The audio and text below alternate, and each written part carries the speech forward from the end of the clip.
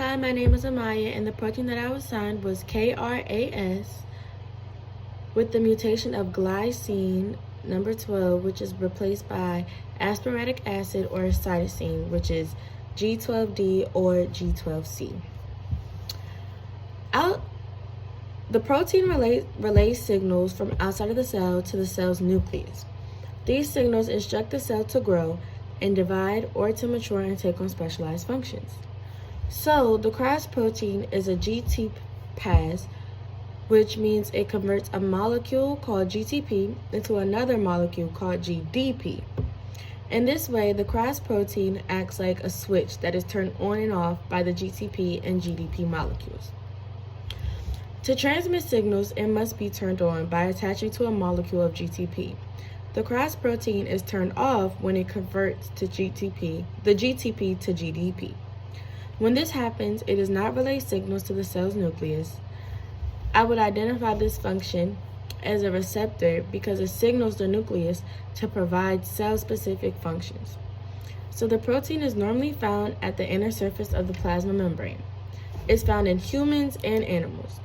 The type of change with this mutation becomes more active because G12C mutations occur when it amplifies the signal that controls the dividing and growth of the cell.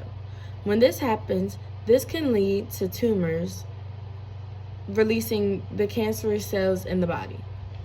So this is my 3D model. As you can see, the KARS protein, this is the healthy one. It goes from outside of the cell, inside of the cell, and then signals the nucleus right here.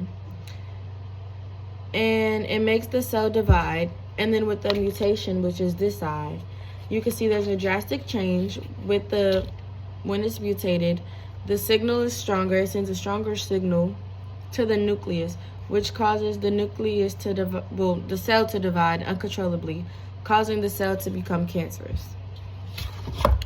So as you can see, there's a change in the structure of the protein because the mutations are taken out of the structure, and the signals become more hectic, and more signals are passed through from the protein. The main functional groups that are present in the original amino acid side chain is glycine and amino groups and carboxyl groups. Both of the functional groups that are present are hydrophobic and nonpolar. This amino acid is small compared to other amino acids. It is the smallest and simplest out of all the amino acids.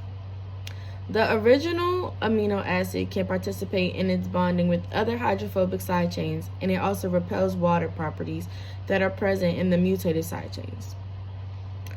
Amino groups, carboxyl and sulfide groups are in the new mutated amino side chain and are slightly polar. The polarity is so mild that it's unable to properly interact with water, making it hydrophobic.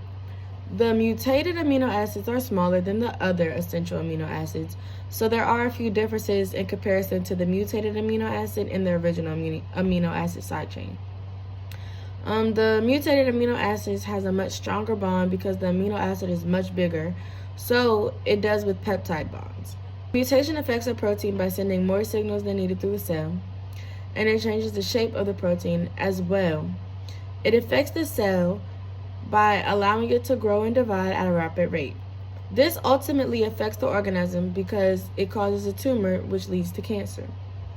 The main types of cancers that are associated with this protein are lung and pancreatic cancer.